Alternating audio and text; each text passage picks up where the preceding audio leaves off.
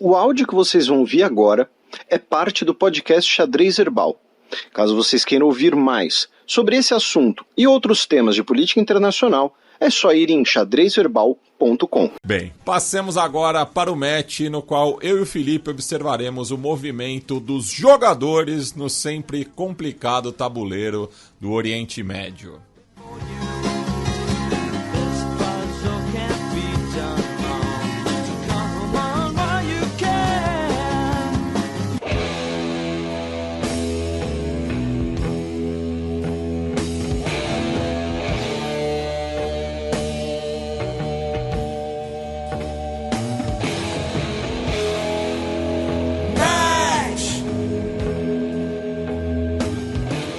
Marrocos comemora a classificação com bandeira palestina.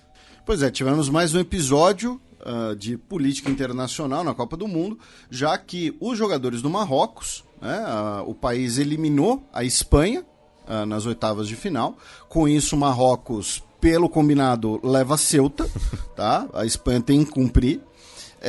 E na comemoração, os jogadores marroquinos exibiram a bandeira da Palestina. Vamos lembrar aqui, é um comentário que a gente fez no programa anterior, né? No programa anterior a gente falou mais dessa questão da presença palestina na Copa do Mundo do Catar, a primeira Copa do Mundo realizada num país árabe, mas é muito interessante ver isso porque o Marrocos é um dos países que normalizou suas relações com Israel. Em troca, né, dessa normalização, os Estados Unidos reconheceram, né, o Marrocos como dono do Saara Ocidental, né, como soberano da parte que o Marrocos reivindica do Saara Ocidental. É importante lembrar que o governo Trump fez essa barganha, digamos assim. E inclusive nos limites fronteiriços, né, na construção dos muros foi empregada a tecnologia israelense, né? Não sabia disso. Isso eu não sabia. A questão Sahrawi, né? A gente também mencionou, né? Você mencionou no programa passado, né? Que o governo espanhol, por exemplo, recentemente recebeu, né, uma liderança Sahrawi para tratamento de saúde e tal. Então, é muito curioso porque é uma dissonância, né, entre a postura do governo e a postura da população. No caso do Marrocos, a situação é ainda mais complexa, ela é ainda mais curiosa, porque o Marrocos historicamente tem uma grande comunidade judaica, né? E boa parte dessa comunidade judaica imigrou para Israel. Que são os sefaradistas. Os sefarditas. Sefarditas, né? E a questão ali é que Israel, para garantir, né, que essa população migrasse para Israel, essa população judaica de origem marroquina, teve que fez concessões econômicas, extraoficiais e tudo mais, ali um período de negociações complicadas, especialmente depois, né, das duas primeiras guerras árabe-israelenses, né, a Guerra de Independência de Israel, como Israel chama, e a Guerra dos 6 Dias. Então, é uma história que a gente está aqui resumindo em 2, 3 frases, 2 minutos, mas é bastante aprofundada, bastante complexa. A gente trata bastante dela na última live do Na Bancada, que está no feed do Som das Torcidas, mas também está no canal do Na Bancada no YouTube, né, com o Irlan Simões, o Daniel Soares do lado B do Rio e o Nicolas Cabreira. A gente fala também que outro símbolo que tem aparecido bastante durante essa Copa do Mundo entre a torcida marroquina é a bandeira Amazi, né, que está ligada ao que é chamado de povos berberes, né, mas esse é um nome contestado, né, então eles se autodenominam Amazi. Então a gente trata bastante dessas questões, sobretudo porque a torcida de Marrocos é uma das que está chamando a atenção positivamente, né? E outra questão interessante, né, para a gente começar a avançar a pauta também, é que durante a Segunda Guerra Mundial, né, o governo colaboracionista francês de Vichy tinha, assim, quando falam governo colaboracionista, às vezes fala, não, tudo bem, teve franceses que foram forçados a colaborar porque o país se rendeu, foi derrotado e tudo mais. Mas também tinha muito fascista francês, tá? É importante deixar isso claro. Inclusive tinha uma unidade de franceses nas Waffen-SS, tá, gente? A Legião Charlemagne. E a França de Vichy cumpriu as ordens do regime nazista de perseguição aos judeus, né? Nós temos ali o episódio do Velódromo em Paris, que é o mais conhecido e tal. Mas por que eu estou falando disso? Porque o Marrocos era um protetorado francês.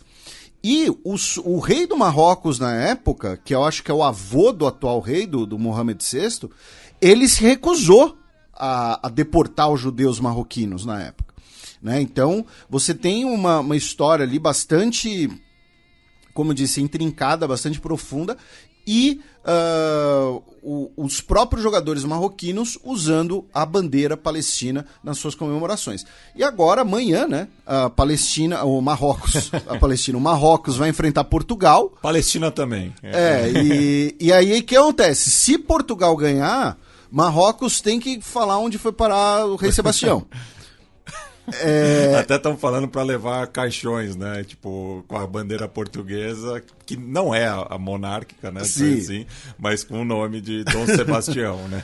Se Marrocos ganhar, Portugal tem que... Não, retoma o califado, né? Volta ali a Península Ibérica. Mas, enfim, brincadeiras históricas à parte, essa foi mais um episódio, né, ligado a essa presença palestina nas arquibancadas e entre os jogadores. E agora o Marrocos se torna a seleção árabe que foi mais longe numa Copa, né? Isso. Pensando em seleções árabes, empata, entre aspas, com a melhor campanha de uma seleção africana. Né? Se passar para a semifinal, aí vai ser a melhor campanha africana também. Iguala Camarões e Gana, né? Iguala Camarões e Gana. Ambas chegaram às quartas de final. E ainda falando, né, da seleção marroquina, mas de forma indireta, né? Porque no último jogo da fase de grupos contra o Canadá, o Hakim Ziyech marcou um gol logo no começo da partida, e durante uma transmissão da TRT, que é uma emissora turca, não é o Tribunal Regional do Trabalho, o comentarista Alper Bakir Sihil comentou, né, fez o seu papel, dizendo que o gol mais rápido da história das Copas do Mundo foi anotado pelo Hakan Şükür na disputa de terceiro lugar da Copa de 2002. Só que o Hakan Şükür atualmente é um dos grandes oposicionistas do Erdogan, ele é muito ligado à figura do Kemal, e o comentarista foi demitido durante a transmissão. Durante a transmissão.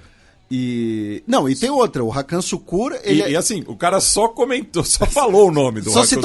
Só citou um fato. Nossa, que bizarro. Isso lembra quando o Cajuru foi demitido também durante uma prévia de um jogo da seleção em Belo Horizonte? Eu lembro vagamente disso. Mas que ele fez críticas ao governo Aécio Neves, estadual, né? E daí desligaram ele do ar. Não, e ainda tem a questão que o Hakan Şükür, o Hakan Şükür é de origem albanesa, né? Ele ainda tem essa. E um outro comentário aqui em relação à Copa do Mundo, meu caro Matias, né? Mas bem mais lúdico.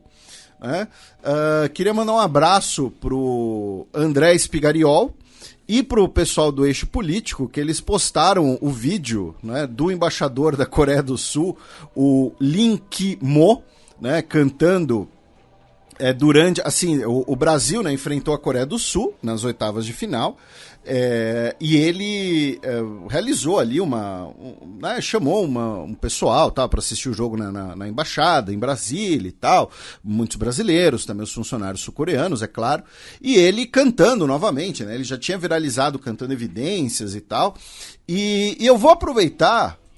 Eu tenho certeza que alguém da comunicação da embaixada, alguém ligado ao pessoal da representação da Coreia do Sul nos ouve. A gente sempre fala do soft power sul-coreano e tudo mais.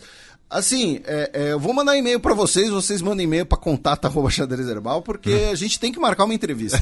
A gente tem que marcar uma conversa, um papo, porque acho que seria muito construtivo, seria muito legal.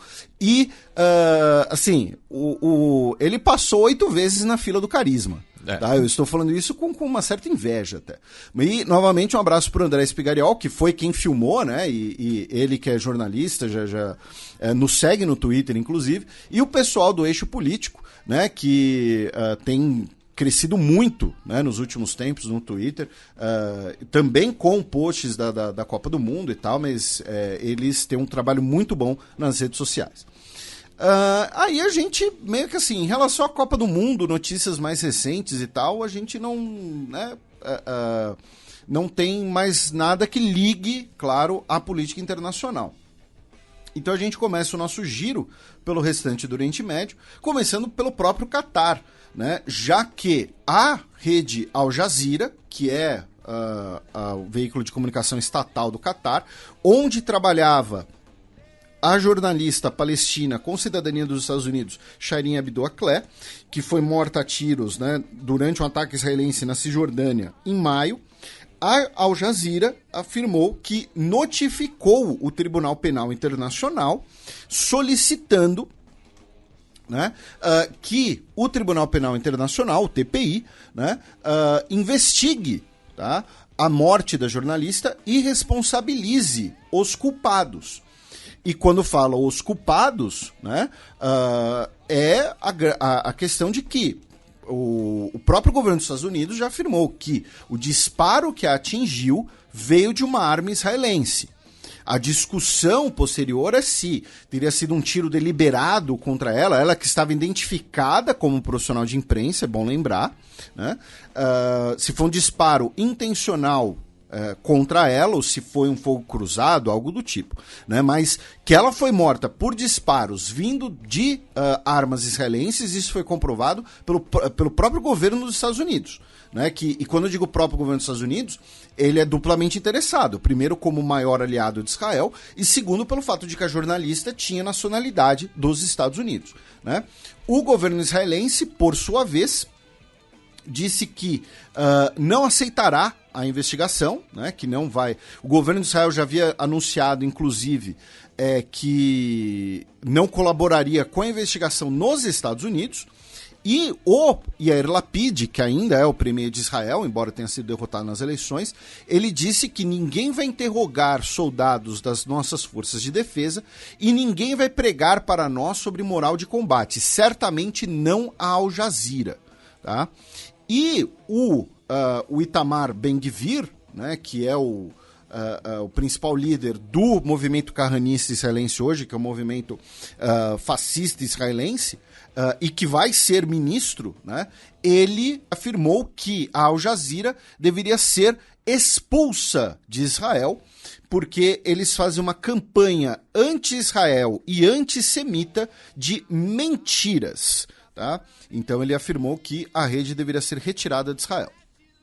E ainda falando da Al Jazeera, é curioso que nessa semana eles fizeram 2 matérias, né, batendo no Reino Unido nessa disputa de narrativa, né, porque uma das imprensas mais vocais contra a Copa do Mundo no Catar é a britânica, né, principalmente a BBC, que é a rede pública. Então, uma delas fala que o Reino Unido se recusou a sancionar a Bangladesh por conta de um batalhão da morte, um esquadrão da morte. Dentro da polícia, que e eles foram treinados na Europa. Isso. E a outra é que um artigo de opinião de um historiador que diz que o colonialismo britânico matou mais de 100 milhões de indianos em 40 anos. Em 40 anos, aí eu já não sei. Mas a gente, acho que eu já recomendei até aqui esse livro uma vez, né? Que é tem um livro que é o Inglorious Empire, né? Império Sem Glória, né? Império Inglorioso, do Shashi Tharoor, que ele é um historiador indiano e ele fala, né, dos abusos do colonialismo na Índia. O colonialismo britânico na Índia, especificamente. Do Catar / Al Jazeera, a gente vai pro Afeganistão, né, para continuar o nosso giro, já que essa semana tivemos a primeira execução no país, realizada desde o retorno do Talibã ao poder em agosto do ano passado. Um homem que foi condenado por um homicídio em 2017 foi executado, e quem puxou o gatilho foi o pai da vítima.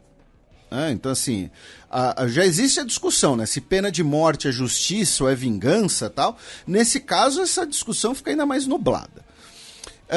Do Afeganistão a gente cruza a fronteira, vamos ao Irã. Lembrando que o nosso giro vai ser pelo chamado Grande Oriente Médio, né? Até para caber tudo no roteiro. Então a gente vai de uma ponta a outra, né? A gente vai do Afeganistão até o Marrocos.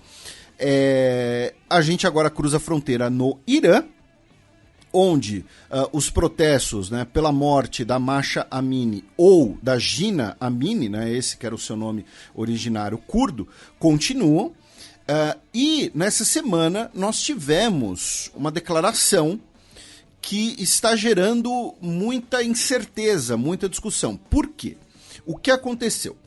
O procurador-geral do país, o Mohamed Afar Montazeri, ele falou que a patrulha de orientação não tem nada a ver com o judiciário e será suspensa. O que ele chama de patrulha de orientação é a polícia dos costumes. Lembrando que a origem dos protestos está no fato de que a Jina Amini foi detida pela polícia dos costumes por supostamente não estar usando de maneira correta o hijab e ela faleceu sob custódia do Irã. Né? A argumentação oficial do Estado iraniano é de que ela faleceu devido a problemas congênitos de saúde, que não tem nada a ver com a detenção dela, mas ela morreu, ela ter morrido sob custódia do Estado é um fato. E ela muito provavelmente morreu depois de ter sido torturada e agredida. Tá?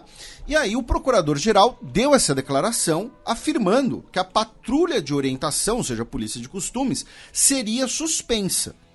A questão é que nada disso foi confirmado posteriormente. E ele é procurador-geral, mas a polícia de costumes ela é subordinada ao Ministério do Interior, que é o Ministério, né? O Ministério do Interior, a gente sempre comenta, em vários países, é o que controla as polícias, né? Especialmente em países que não são federações, que nem no Brasil. Né? No Brasil a gente tem as polícias federais, mas nós também temos as polícias estaduais. Então, não houve nenhuma confirmação disso pelo Ministério, que de fato controla a polícia de costumes, nem por algum veículo oficial de comunicação. Inclusive, a própria mídia estatal iraniana negou depois que a polícia de costumes será suspensa ou dissolvida.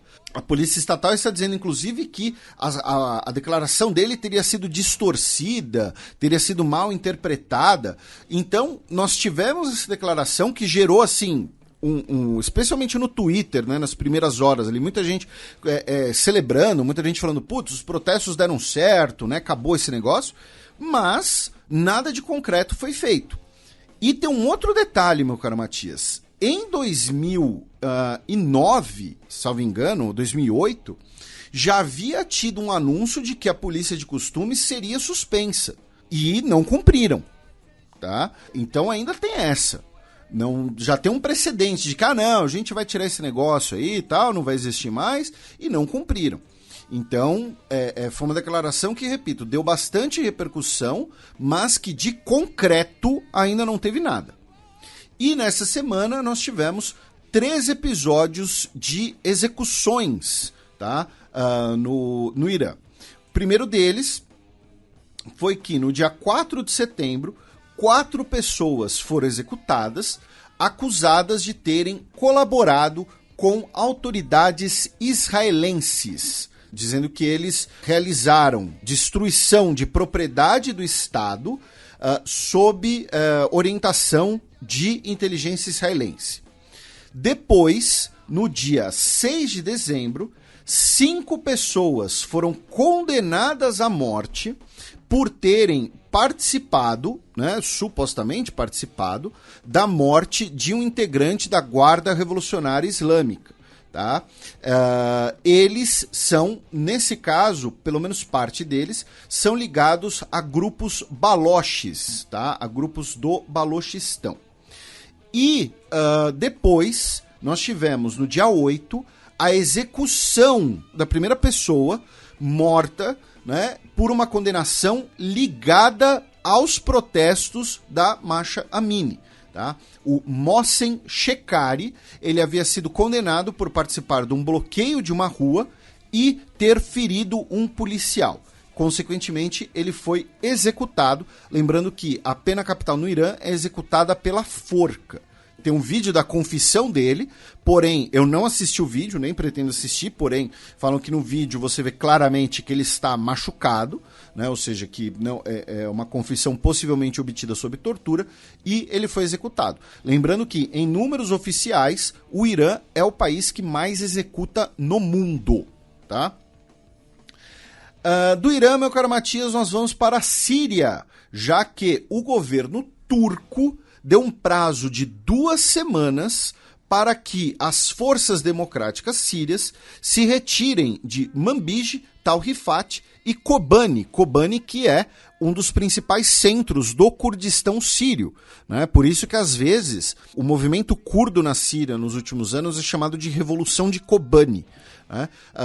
O governo E Kobani na Argentina é gíria pra polícia. Ah, é? Nossa, nunca tinha ouvido falar nessa. O governo turco deu esse prazo de 2 semanas, afirmando que o governo dos Estados Unidos e o governo russo devem pressionar os grupos terroristas sírios a aceitar esse prazo para evitar um banho de sangue. É um discurso bem equilibrado. Da Síria, meu caro Matias, nós vamos para a Palestina, né, onde 3 cidadãos palestinos foram mortos em Jenin depois de uma operação do exército israelense. Tá? Eram 3 homens, 2 de 29 anos de idade, 1 de 46 anos de idade, né? Segundo as autoridades, eles não tinham nenhuma ligação direta com grupos militantes palestinos. Tá? Já, segundo um veículo de imprensa local, um dos homens mortos tinha ligação com a Brigada dos Mártires de Al-Aqsa. Aí nós vamos para a Península Arábica, como um todo, digamos assim, Matias, antes da gente continuar o nosso giro, já que o presidente da China, o Xi Jinping, chegou em Riad, né, na Arábia Saudita, essa semana, para uma visita de 3 dias. Se eu não me engano, enquanto gravamos esse programa, ele está decolando, né, de volta. Ele volta amanhã, então hoje ainda tem encontros. Tá? É a terceira, né, visita do Xi Jinping ao estrangeiro, a terceira viagem ao estrangeiro desde a pandemia, e a primeira dele à Arábia Saudita desde 2016. Tá? Ele se encontrou tanto com autoridades sauditas, mas também com autoridades dos Emirados Árabes Unidos, do Bahrein e do Omã. Tá? É uma cúpula ali, teve tanto a cúpula bilateral, na qual ele se encontrou com, é claro, tanto com o rei Salman quanto com o príncipe Mohammed bin Salman, mas também se encontrou com delegações de outros países da Península Arábica. Né? A Arábia Saudita está fazendo ali todos os procedimentos de uma visita de Estado, né? E tivemos assinatura já de diversos acordos, né? Acordos econômicos, inclusive, tá? A participação, e isso é muito interessante, tá? A participação da Huawei na formulação da rede de 5G e de computação na nuvem e também em complexos de alta tecnologia na Arábia Saudita. Isso é muito interessante porque a Arábia Saudita é um país aliado dos Estados Unidos. Nos últimos anos tem se distanciado, mas é um país aliado dos Estados Unidos que compra muito armamento dos Estados Unidos. Então, a Arábia Saudita e o governo dos Estados Unidos já falou, olha, quem usar equipamento chinês nas suas redes de 5G, na sua infraestrutura de computação, como aparentemente será o caso saudita, a gente não vai compartilhar algumas informações, porque a gente vai considerar que isso é uma possível brecha na segurança. Então a Arábia Saudita fazer esse anúncio é muito interessante, porque pode gerar, né, uma repercussão na sua relação com os Estados Unidos. E a visita do Xi Jinping à Península Arábica, essa cúpula, né, árabe-chinesa, sino-árabe, ela se dá também no momento de distanciamento dos Estados Unidos da região. Distanciamento, é claro, que não é um distanciamento prático, né? Não é um distanciamento que a gente vê em números, mas recentemente Joe Biden, né, e o Mohammed bin Salman teriam se desentendido ali sobre a questão do petróleo, que a Arábia Saudita estaria, né, entre aspas, favorecendo a Rússia no mercado mundial de petróleo. Nós tivemos algumas acusações ali, né, as primeiras acusações sobre questões de direitos humanos, né, as primeiras não, né, vem desde ali do governo Obama, mas tivemos um retorno nesse cenário. Então a gente tem um crescente distanciamento dos Estados Unidos da região e não existe vácuo na política. Né? Lembrando, por exemplo, a Arábia Saudita, uma coisa que a gente já comentou aqui, a Arábia Saudita ela compra muito armamento dos Estados Unidos, sim, mas boa parte do armamento estratégico da Arábia Saudita, como seus mísseis balísticos, são de origem chinesa. Tá? A Arábia Saudita também compra armas chinesas. Então, esse anúncio, né, do acordo da Huawei é muito interessante. Tá? Também falaram de, obviamente, petróleo, né, já que a China é o maior importador mundial de petróleo, tá?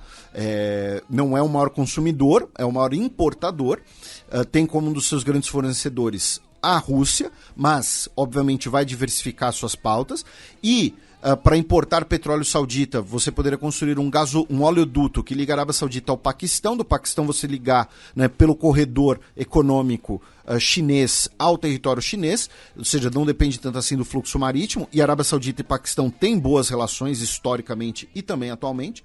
Então,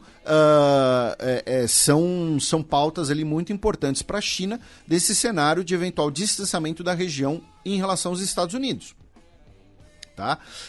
Até porque, né, vamos lembrar, a diferença, né, entre os Estados Unidos e a Arábia Saudita, entre os Estados Unidos e a China, né, nessas relações, é que a China vai virar e falar, olha, tem, sei lá, vão acusar a Arábia Saudita de perseguição religiosa, por exemplo, porque você não pode construir igreja na Arábia Saudita. A China vai falar, olha, isso é um assunto interno saudita. Né? Essa é a bandeira externa chinesa, né? De não interferência em assuntos internos. E que, para os governos da Península Arábica, é uma bandeira que pode ser bastante conveniente, inclusive. Né? A Arábia Saudita anunciou a compra de drones chineses, inclusive, também. Tá? Então, assim, a gente talvez ainda tenha mais anúncios de mais cooperação, mas a gente está falando de uma relação bilateral que hoje está na casa dos 90 bilhões de dólares. Isso é muita grana para qualquer padrão. Tá? Então, são alguns movimentos ali muito interessantes da gente ficar de olho e que vão repercutir, tá? Não é só essa semana, não. A gente vai ter repercussão depois também. Da Península Arábica, meu caro Matias, agora a gente vai para o norte da África, né? Começando pelo Sudão, que é um país da Liga Árabe, tá? Então a gente coloca ele aqui para dar uma roubadinha, né? Para encaixar tudo no roteiro, onde um dos principais líderes da oposição, o Agid Salih, foi libertado pela junta militar sudanesa, depois, como segundo o governo, né? Um gesto ali de início de conversas entre a junta militar e a oposição para uma transição democrática. Falando em autoritarismo, na Tunísia, o principal sindicato da Tunísia, o Sindicato Geral da Tunísia, que é como se fosse a CUT tunisiana, tá? Central Única, né? Enfim, afirmou que não aceitamos o atual rumo que o presidente Kais Saied quer dar ao país, por conta de sua ambiguidade, de seu governo individualista e das surpresas desagradáveis que ele quer para o destino do país e da democracia. Lembrando que o movimento trabalhista tunisiano foi essencial para a Revolução de Jasmim, em 2011, né, que até o autogolpe do Kais Saied era o único exemplo de avanços democráticos da chamada Primavera Árabe. Então, é uma oposição que pode ser bastante forte. Assim, agora vai ser uma das principais organizações da sociedade civil tunisiana, agora se projeta na oposição. E agora a gente vai até o Marrocos, já que um voo que estava vindo do Marrocos com destino à Espanha, tá? Mais exatamente a Barcelona, a tripulação mentiu sobre a necessidade de um pouso de emergência, tá? E ao realizar esse pouso de emergência, 28 pessoas saíram correndo do avião e tentaram, né, fugir, ou seja, eram pessoas que estavam tentando entrar de maneira irregular na Espanha. a polícia espanhola já deteve 14 pessoas, incluindo uma mulher grávida que teria sido utilizada como pretexto falso para o pouso de emergência. Tá? E outras 14 pessoas ainda estão sendo procuradas pelas autoridades espanholas.